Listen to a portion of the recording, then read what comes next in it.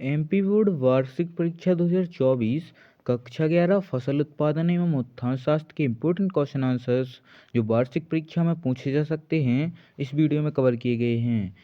इसलिए वीडियो को लाइक कर दें, चैनल को सब्सक्राइब कर दें क्योंकि इस चैनल पर ऐसी इन्फॉर्मेटिव वीडियो पर कंटेंट बनाया जाता है।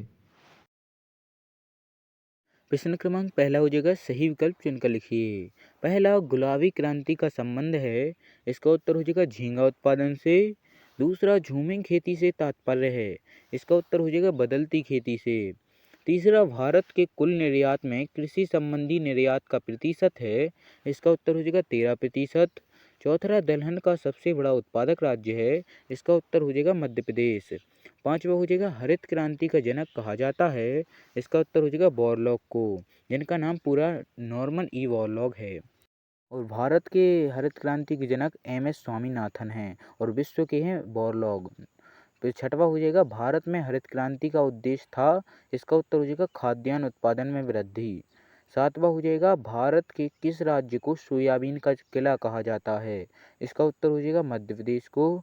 आठवां हो जाएगा, भारत में सुनहरी क्रांति संबंधित है, इसका उत्तर हो जाएगा बागवानी से। प्रश्न क्रमांक 9 हो जाएगा, जब खेती में फसल उत्पादन के साथ साथ पशुपालन, मुर्गी पालन, मधुमक्खी पालन आदि को भी शामिल किया जाता है तो उसे कहते हैं, इसका उत्तर हो जाएगा मिश्रित खेती। प्रश्न क्रमांक 10वां हो जाएगा, नीली क्रांति संबंधित है, इसका उत्तर हो जाएगा मछली पालन से। प्रश्न क्रमांक दूसरा हो जाएगा, रिक्त स्थानों की पूर्ति कीजिए। पहला, 2003-4 में भारत में लगभग 20 मिली टन चीनी का रिकॉर्ड उत्पादन किया गया। दूसरा हो जाएगा, फार्मिंग सिस्टम के संगठक यदि फसल उत्पादन पशुपालन एवं मुर्गी पालन हो तो उसे कहते हैं, इसका उत्तर हो जाएगा मिश्रित खेती कहते हैं। तीसरा, वर्तमान में कृषि एक खालिस्तान का रूप ले चुकी है, इसका उत्तर हो जाएगा व्यवसाय का रूप ले चुकी है। चौथा हो जाएगा, गन्ना, कपास, जूट आदि व्यावसायिक फसलों के उदाहरण हैं। पांचवा हो जाएगा, 1950-51 में हमारे देश में खाद्यान्न उत्पादन लगभग खालिस्तान मिली टन था, इसका उत्तर हो जाएगा 51 मिली टन था। छठवा हो जाएगा, गैर परंपरागत तरीके से फूल, फल एवं औषधीय महत्व के पौधों को खेती करना व्यावसायिक खेती कहलाती है। सातवां हो जाएगा, भारत में कृषि के लिए नहरों का निर्माण सबसे पहले खालिस्तान काल में शुरू हुआ, इसका उत्तर हो जाएगा तुगलक काल में शुरू हुआ। आठवां हो जाएगा, कृषि की वह पद्धति जिसमें खेती के लिए प्रयुक्त स्थान को हर 5 साल पर परिवर्तित किया जाता है उसे खालिस्तान कहते हैं, उसके लिए हो जाएगा झूमिंग खेती। प्रश्न क्रमांक तीसरा हो जाएगा, सत्य असत्य का चयन कीजिए। पहला हो जाएगा, विश्व व्यापार संगठन द्वारा उपलब्ध व्यवस्था के तहत खाद्यान्न एवं अन्य कृषि उत्पादों के निर्यात के लिए उन्हें विश्व मानकों पर खरा उतरना होगा, यह हो जाएगा सत्य। दूसरा हो जाएगा, वैश्वीकरण से भारत कृषि प्रभावित रही है, यह असत्य हो जाएगा। दूसरा हो जाएगा, प्राकृतिक संसाधन की सुरक्षा एवं दोहन के बीच संतुलन बनाकर ही हम अपनी कृषि प्रणाली को टिकाऊ बना सकते हैं, यह सत्य हो जाएगा। चौथा हो जाएगा, खेती को लाभप्रद बनाने के लिए केवल खाद्यान्नों के उत्पादन पर ध्यान देना आवश्यक है, यह असत्य हो जाएगा। प्रश्न क्रमांक अगला हो जाएगा, हमारे देश में 67% लोग कृषि कार्यों से जुड़े हैं, यह सत्य हो जाएगा। आठवां हो जाएगा, 1 जनवरी 1995 को विश्व व्यापार संगठन अस्तित्व में आया, यह भी सत्य हो जाएगा। अगला हो जाएगा, भूरी क्रांति का उद्देश्य उर्वरक उत्पादन से है, यह सत्य हो जाएगा। प्रश्न क्रमांक चौथा हो जाएगा, सही जोड़ियां का मिलान कीजिए। इनके उत्तर आपको सामने दे दिए गए हैं, जैसे हरित क्रांति का संबंध होता है खाद्यान्न उत्पादन से, श्वेत क्रांति का दुग्ध उत्पादन से, तीसरा पीली क्रांति उसका होता है तिलहन उत्पादन से, चौथा लाल क्रांति इसका होता है मांस उत्पादन से, पांचवा रजत क्रांति इसका होता है अंडा व मुर्गी उत्पादन से। प्रश्न क्रमांक पांचवा हो जाएगा, एक वाक्य में उत्तर दीजिए। पहला, खेती की उस प्रणाली को क्या कहते हैं जिसमें जमीन की उर्वरता बनी रहे तथा उत्पादन का स्तर स्थिर रखने का ख्याल रखा जाता है, उसे हम टिकाऊ खेती कहते हैं। दूसरा हो जाएगा, भारत में खाद्यान्न फसलों के लिए लगभग कितने क्षेत्रफल में खेती की जाती है, इसका उत्तर हो जाएगा 143 मिलियन हेक्टेयर में। तीसरा, एक सर्वेक्षण द्वारा मध्य प्रदेश में औषधीय के उपयोग की लगभग कितनी पादप प्रजातियों को पहचाना गया है? इसका उत्तर हो जाएगा 745 प्रजातियों को। चौथा हो जाएगा, उस उद्यम को क्या कहते हैं जिसके द्वारा आवश्यक कच्चे माल का उत्पादन होता है? उसका उत्तर हो जाएगा कृषि। पांचवा, कृषि में लागत मूल्य की वृद्धि एवं कृषि उत्पादों को दामों को ना बढ़ाना किस प्रकार की खेती की आवश्यकता पर जोर देता है? इसका उत्तर हो जाएगा व्यावसायिक खेती की आवश्यकता पर जोर देता है। छठवां, कुल अंतर्राष्ट्रीय पादप संपदा का कितना प्रतिशत भारत में पाया जाता है? इसका उत्तर हो जाएगा 12%। सातवां, वैश्विक व्यापार की दृष्टि से भारत कृषि का भविष्य कैसा है? इसका उत्तर हो जाएगा उज्ज्वल है। प्रश्न क्रमांक छठवा हो जाएगा अति लघुत्तरीय प्रश्न। पहला, कृषि विकास के अध्ययन को कितने वर्गों में बांटा जा सकता है? इसका उत्तर हो जाएगा कृषि विकास के अध्ययन को निम्नलिखित भागों में बांटा जा सकता है। पहला, प्रारंभिक कृषि विकास। दूसरा, आधुनिक कृषि विकास।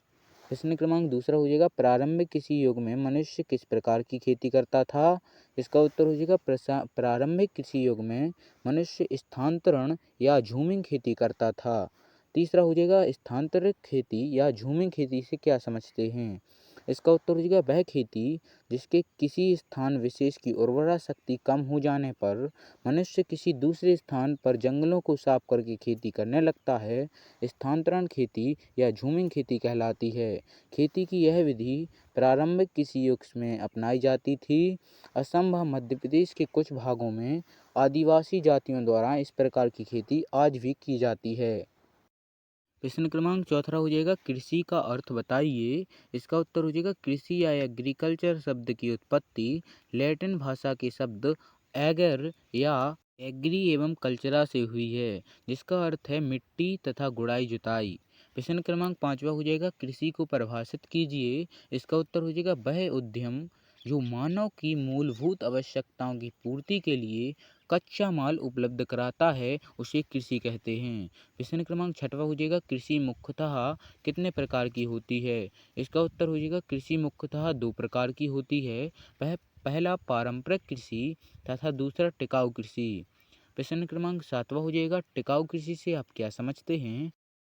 इसका उत्तर हो जाएगा ऐसी कृषि जिसमें कृत्रिम रूप से तैयार किए गए उर्वरक, कीटनाशक एवं शाकनाशकों आदि का कम से कम उपयोग किया जाता है ताकि उनसे प्राप्त अवशेषों का हानिकारक प्रभाव वातावरण एवं जीवों पर कम से कम हो, टिकाऊ कृषि कहलाती है। प्रश्न क्रमांक आठवां हो जाएगा टिकाऊ कृषि का प्रमुख उद्देश्य बताइए। इसका उत्तर हो जाएगा टिकाऊ कृषि का मुख्य उद्देश्य भूमि की उत्पादकता को लंबे समय तक बनाए रखना है। नौवां, भारत के कुल घरेलू उत्पाद का कितना प्रतिशत हिस्सा कृषि से आता है? इसका उत्तर हो जाएगा हमारे देश के 67% लोग कृषि कार्यों से जुड़े हैं तथा कुल घरेलू उत्पाद का 25% भाग इसी क्षेत्र से आता है। 10वां, भारत में हरित क्रांति का सूत्रपात कब हुआ था? इसका उत्तर हो जाएगा हमारे देश में हरित क्रांति का सूत्रपात 1966 एवं 67 में हुआ था। 11वां हो जाएगा राष्ट्रीय अर्थव्यवस्था में कृषि का महत्व बताइए। इसका उत्तर हो जाएगा यह राष्ट्रीय आय का प्रमुख स्रोत है, यह आर्थिक विकास का मुख्य आधार है। 12वां हो जाएगा कृषि के वैश्वीकरण से आप क्या समझते हैं? इसका उत्तर हो जाएगा कृषि की एक व्यवसाय के रूप में अपनाना कृषि का व्यवसायीकरण कहलाता है। इसके अंतर्गत खाद्य समस्या के साथ साथ कुछ औद्योगिक क्षेत्र की समस्याएं भी कृषि द्वारा कच्चे माल का उत्पादन करके हल की जा सकती हैं। 13वां, कृषि के व्यवसायीकरण के प्रमुख क्षेत्र बताइए। इसका उत्तर हो जाएगा कृषि के व्यवसायीकरण के प्रमुख क्षेत्र निम्न हैं। पहला, खाद्यान्न एवं वस्त्र समस्या का समाधान। दूसरा, अन्य उद्योगों हेतु कच्चे माल की आपूर्ति को पूरा करना।